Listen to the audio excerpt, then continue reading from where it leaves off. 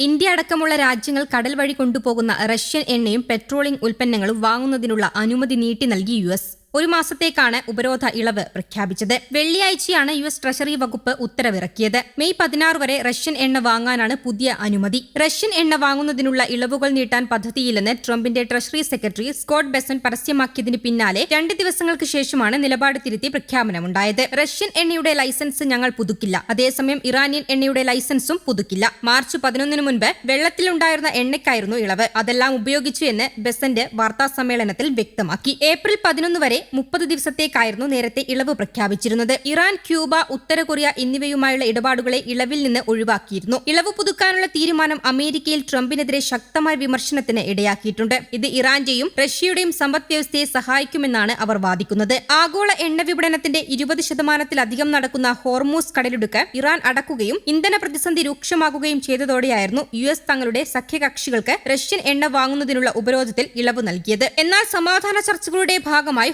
Hormuz തുറക്കാൻ ഇറാനുമായി ധാരണയിലെത്തിയിട്ടുണ്ട്. കടലിടുക്ക് തുറക്കുന്നത് നിബന്ധനകൾക്ക് വിധേയമാണെന്നും നിലവിലെ സാഹചര്യം താൽക്കാലികം മാത്രമാണെന്നും ഇറാൻ വ്യക്തമാക്കി. ഹോർമൂസ് കടലിടുക്ക് തുറന്നുകൊടുക്കുന്നത് ലെബനനിലെ വെടിനിർത്തൽ വ്യവസ്ഥകൾക്ക് വിധേയമായി മാത്രമായിരിക്കും. ഇറാന്റെ ഔദ്യോഗിക വാർത്താ ഏജൻസിയായ ഫാർസ് ആണ് ഇക്കാര്യം പുറത്തുവിട്ടത്. സൈനിക കപ്പലുകൾക്കും ഇറാനോട് ശത്രുത പുലർത്തുന്ന രാജ്യങ്ങളുടെ കപ്പലുകൾക്കും കടലിടുക്കിലൂടെ കടന്നുപോകാൻ അനുവാദമുണ്ടാകില്ലെന്ന് ഇറാൻ വ്യക്തമാക്കി. ഇതോടൊപ്പം നിലവിലെ സ്ഥിതിഗതികൾ മാറുകയോ ലെബനനിലെ സാഹചര്യം വഷളാകുകയോ ചെയ്താൽ ജലപാത വീണ്ടും അടക്കുമെന്നും ഇറാൻ മുന്നറിയിപ്പ് നൽകി. അതേസമയം ലെബനനിൽ ഇസ്രയേൽ ഇനി ബോംബാക്രമണം നടത്തില്ലെന്നും അമേരിക്ക അത് തടഞ്ഞിട്ടുണ്ടെന്നും ട്രംപ് അവകാശപ്പെട്ടു. അമേരിക്കൻ പ്രസിഡന്റ് ഡൊണാൾഡ് ട്രംപിന്റെ അവകാശവാദങ്ങളെ തള്ളിക്കൊണ്ട് Iran parliament speaker Muhammad Baqir ഗാലിബാഫും രംഗത്തെത്തി. 1 മണിക്കൂറിനുള്ളിൽ ട്രംപ് ഉന്നയിച്ച 7 അവകാശവാദങ്ങളും പച്ചക്കള്ളമാണെന്ന് അദ്ദേഹം ആരോപിച്ചു. ലോകത്തിലെ ഏറ്റവും വലിയ എണ്ണക്കടത്തുപാതയായ ഹോർമൂസിലൂടെയുള്ള യാത്ര ഇനി മുതൽ ഇറാന്റെ പ്രത്യേക അനുമതിയോടുകൂടി മാത്രമേ അനുവദിക്കൂ എന്നും അദ്ദേഹം വ്യക്തമാക്കി. സൈനിക കപ്പലുകൾക്കും ഇറാനോട് ശത്രുത പുലർത്തുന്ന രാജ്യങ്ങളുടെ കപ്പലുകൾക്കും കടലിടുക്കിലൂടെ കടന്നുപോകാൻ അനുവാദമുണ്ടാകില്ലെന്ന് ഇറാൻ വ്യക്തമാക്കി. ഇതോടൊപ്പം നിലവിലെ സ്ഥിതിഗതികൾ മാറുകയോ ലെബനനിലെ സാഹചര്യം വഷളാകുകയോ ചെയ്താൽ ജലപാത വീണ്ടും അടക്കുമെന്നും ഇറാൻ മുന്നറിയിപ്പ് നൽകി. അതേസമയം ലെബനനിലെ ഇസ്രായേൽ ഇനി ബോംബാക്രമണം നടത്തില്ലെന്നും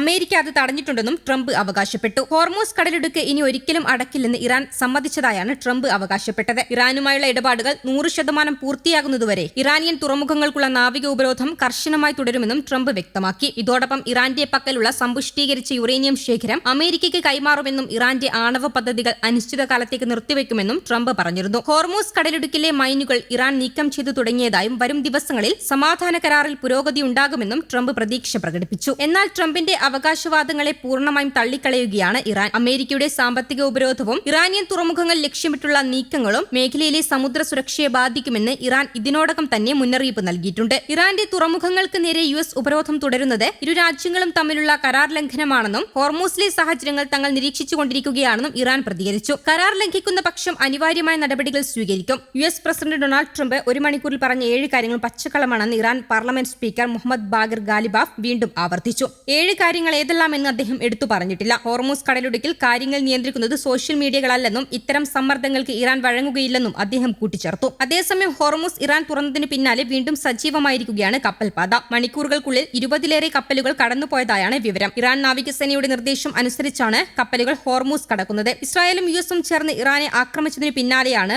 ഹോർമൂസിലൂടെയുള്ള കപ്പൽ ഗതാഗതം പൂർണ്ണമായും നിലച്ചത്. ഇറാൻ അമേരിക്ക 2ാം വട്ട ചർച്ച തിങ്കളാഴ്ച ഇസ്ലാമാബാദിൽ നടക്കുമെന്നാണ് സൂചന. News desk Kerala Kaumudi.